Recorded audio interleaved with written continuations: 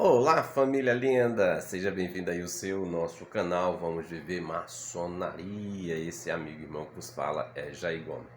Meus irmãos, pega a visão, como é interessante. Quanto mais você estuda maçonaria, quanto mais você conversa com a diversidade maçônica, ou seja, e com os irmãos de outras potências maçônicas, de outros países, você vai aceitando, a não ser que você se torne uma pessoa totalmente, de fato, religiosa, ortodoxa, fundamentalista, que não é o caso, que não poderia ser o caso dos maçons. Os maçons eram para ser pessoas totalmente flexíveis, os maçons eram para ser aberto ao diálogo, os maçons não eram para ser bitolado a sua instituição, os maçons eram para ser assim, um exemplo de eclésia de um povo livre, né, para um sistema tão escravizado como a gente vive hoje. Mas eu sempre tenho dito para vocês que os maçons são maçons de seitas denominacionais. Se você conversar com um maçom e falar algo, apresentar algo para ele que não esteja dentro dos princípios fundamentalistas ortodoxos da instituição dele, ele vai te ignorar. Mesmo que nessa era cosmonáutica, ele é sabido para ele que a instituição dele não é a única, é uma célula. É uma célula e que está totalmente fora do que consiste a homogeneidade da maçonaria universal. É bem complicado. Eu vou trazer aqui uma novidade para vocês, que não é novidade, mas que está aí, digamos assim, há centenas de anos, mas poucos maçons atendem para o que eu vou te mostrar. E essa curiosidade nasceu de uma conversa de um irmão. Eu posso ter até a liberdade aqui de falar o nome dele, no meu irmão Milko, que é do Paraguai, se é do Paraguai ou do Uruguai, não sei. E o irmão Milko, ele tem um grande conhecimento no ritual específico chamado ritual escocês antigo e aceito. Como eu já falei para vocês, não é minha praia.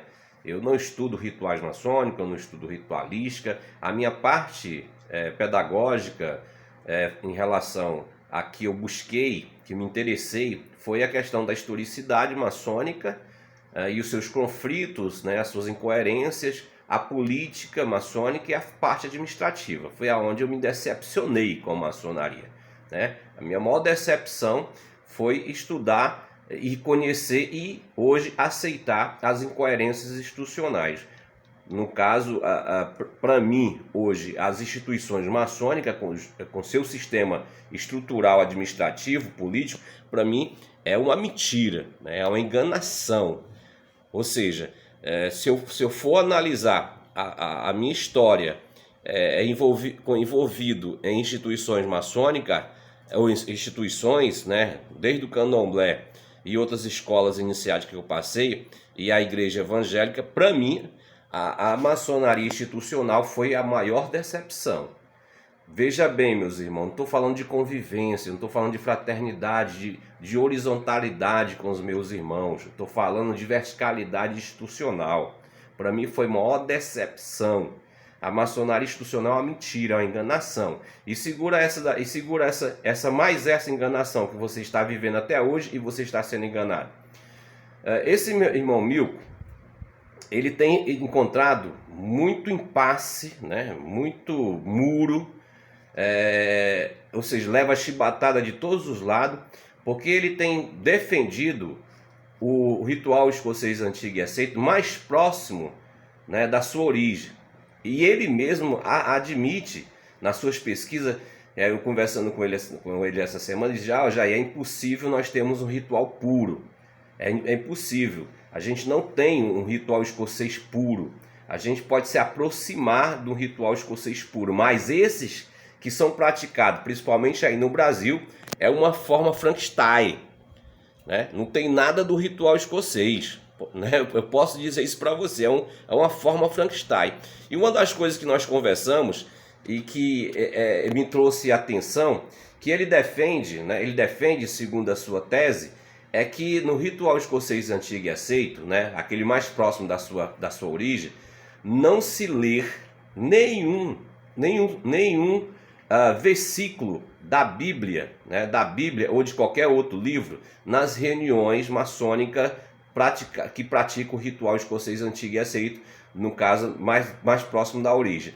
Ou seja, os primeiros rituais escocês antigo e aceito, não existe abertura do livro da lei para fazer uma leitura específica de um salmo ou de um versículo de um evangelho, como você é acostumado principalmente aqui no ritual Frankenstein de Marburg, que é praticado nas grandes lojas estaduais, onde faz a leitura do Salmo 133. Não existe isso no ritual, não existe. E aí a gente conversando, eu falei assim, cara, o que tu tá falando, Milko, tem lógica. Tem lógica. E eu vou apresentar, eu vou te dar mais um argumento para sustentar esse teu princípio argumentativo. Aí eu disse para ele, ó, observe o 21º landmark. Observe, vá lá, leia. Você agora, né, como o Milko, acredito que ele foi lá e leu, né? Vá lá, e você que está me vendo agora, está me ouvindo, vá lá e leia o 21º landmark de Mackay. Vá lá, e você vai ver que o landmark fala da presença do livro da lei. Um livro específico, seja ele a Bíblia, ou seja ele de outra religião, mas que tenha um livro, ou seja uma constituição, mas que tenha um livro que tenha a representabilidade do livro da lei. Ok? Não fala que esse livro deve estar aberto, não fala que esse livro tem que ser feita uma leitura, não fala nada disso. Aí você busca digamos assim, uma base para sustentar a sua tese.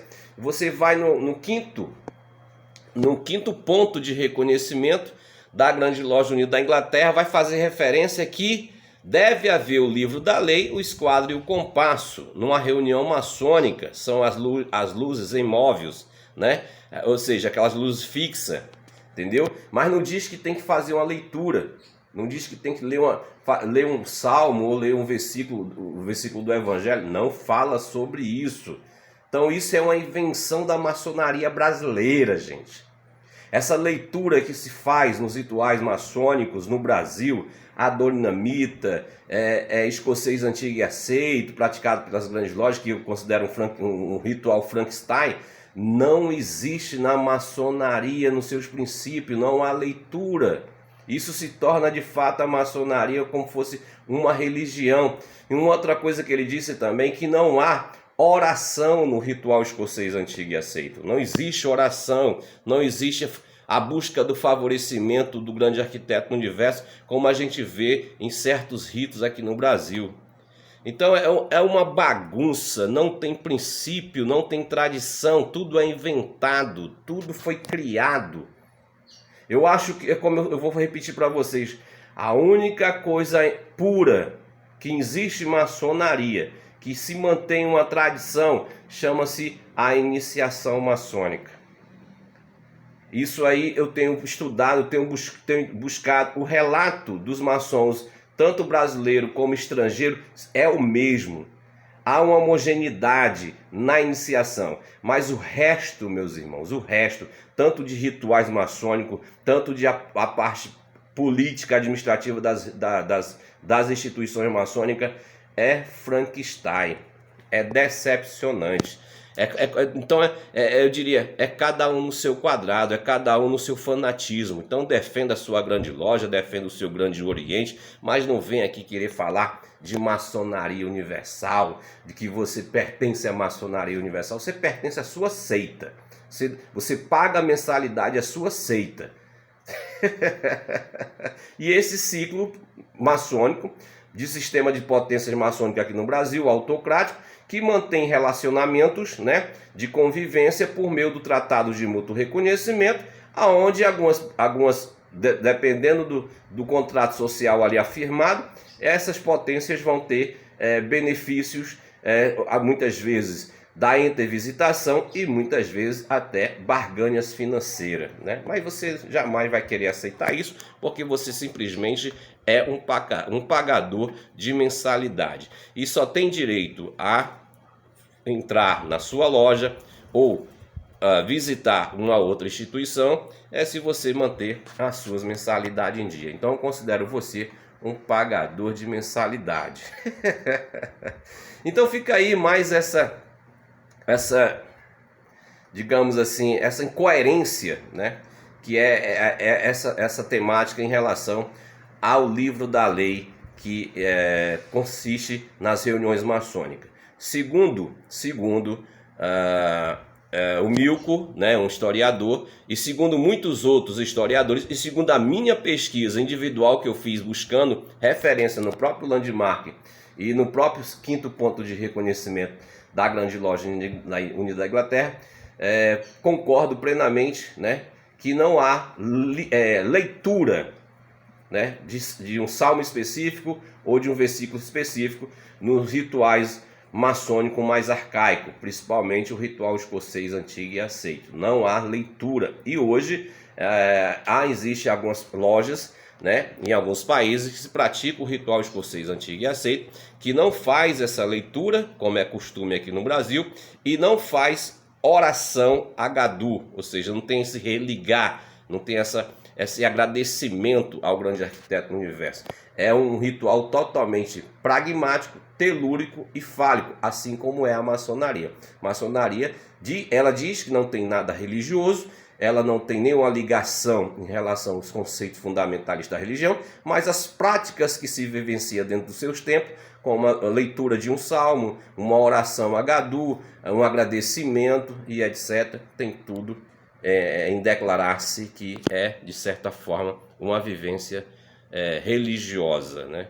E digamos, enganando, dizendo que não é, para que os associados creiam que não seja, mas de certa forma estão sendo induzidos a ser um religioso. E, por que não dizer, como diz a própria Constituição de algumas potências maçônicas, um religioso libertino.